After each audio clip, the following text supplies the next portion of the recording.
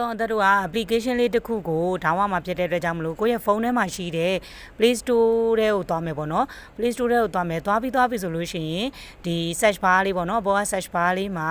ရှာရမယ့်ဒီ application လေးရဲ့နာမည်ကိုပြောပြပေးမယ်ပေါ့နော် okay ဆိုတဲ့အခါကျတော့ရှာရမယ့် application ရဲ့နာမည်ကတို့ FACE face ပြီးသွားပြီဆိုလို့ရှိရင် TOOL เนาะ face tool ဆိုပြီးတော့တို့ရိုက်ရှာလိုက်မယ်ရရှာလာပြီဆိုလို့ရှိရင်ဒီမှာဒီ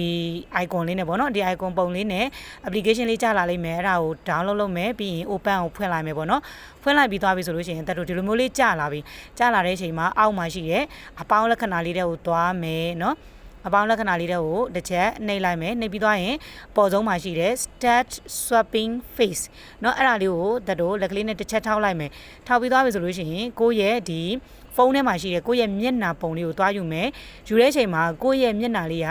ရှင်းလင်းလေးနဲ့မြင်သာတဲ့ပုံလေးဖြစ်ရမယ်သူလည်းပြောထားတယ်ပေါ့နော် clear picture of your face ဆိုပြီးတော့ပြောထားပါတယ်ဆိုတော့ကိုယ့်ရဲ့မျက်နှာကိုထင်ရှားလေပို့ပြီးတော့ကောင်းလေပေါ့နော်အဲ့ဒါလေးကိုနှိပ်ပြီးသွားပြီဆိုလို့ရှိရင်တို့ဒီမှာရှိတယ်ဒီပေါ့နော်ဒီဓာတ်ပုံရိုက်ပြီးတော့ပဲထည့်မှာလားဒါမှမဟုတ်ရှင်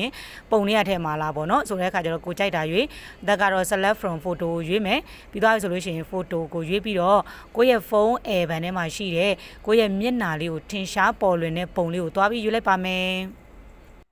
ရွေးပြီးသွားပြီဆိုလို့ရှိရင်တော့ဒုတိယတစ်ခုအနေနဲ့တို့တွေဒီကိုယ့်ရဲ့မျက်နှာချင်းကျင်နေပေါ့နော် AI ပုံလေးပေါ့နော် AI ပုံလေးတို့ကAI ပေါ့နော်ဘင်းမှာသွားပြီးတော့ထုတ်ထားတဲ့ AI ပုံလေးကိုကိုယ့်မျက်နှာနဲ့ချင်းပါလေနော်ဆိုတော့ကိုချင်းကျင်တဲ့ပုံလေးကိုလည်းကိုယ့်ရဲ့ဖုန်း gallery တွေကသွားယူလိုက်ပါမယ်โอเคဥမာနဲ့ဒီပုံလေးယူပြမယ်ယူပြီးသွားပြီဆိုလို့ရှိရင်တော့တို့ဒီအောက်မှာရှိတဲ့ box တွေကပေါ့နော် enhance fee ပေါ့နော် enhance face အဲ့ဒါလေးရယ်ပြီးသွားပြီဆိုလို့ရှိရင် many face ကိုယ့်ရဲ့ဒီပုံထဲမှာမျက်နှာနှစ်ခုသုံးခုပါတယ်ဆိုလို့ရှိရင် many face ရယ်ပေါ့နော်အဲ့ဒါလေးတွေကိုအုံပြီးတဲ့အခါမှာ start swapping face ဆိုတာလေးကိုလက်ကလေးနဲ့တစ်ချက်ထောက်လိုက်မယ်သူloading လုပ်နေရလေးကိုခဏစောင့်မယ်ပေါ့နော်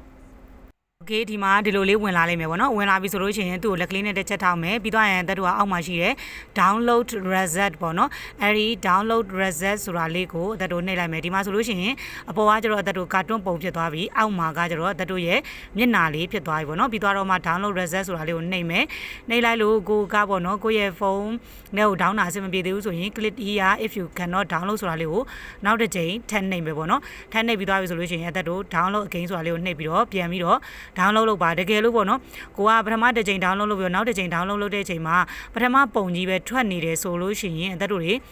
ဘတ်ပြန်ထွက်လိုက်ပေါ့နော်ဘတ်ပြန်ထွက်ပြီးတော့မှအစအဆုံးတစ်ခါလေးပြန်ပြီးတော့ဝင်ပြီးတော့လုပ်ကြည့်ပါတစ်ခါလေးမှာ site ကပေါ့နော်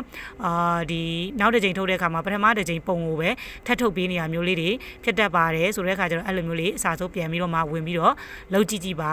အားလုံးပဲအဆင်ပြေကြပါစေရှင်တဲ့ရဲ့ဒီ channel လေးကပေါ့နော် AI နဲ့ပတ်သက်တဲ့ knowledge တွေကိုလာပြီးတော့မျှဝေပေးနေတာဖြစ်တဲ့အတွက်ကြောင့်မို့လို့ဒီလိုမျိုး AI နဲ့ပတ်သက်ပြီးတော့ကိုကစိတ်ဝင်စားတယ်လေ့လာခြင်းနဲ့ဆိုလို့ရှိရင်တော့အသက်ရဲ့ဒီ channel လေးကို subscribe နှိပ်ပြီးတော့ဘေးကခေါင်းလောင်းလေးကိုနှိပ်ခဲ့ပေးဖို့လည်းမမေ့ပါနဲ့နော်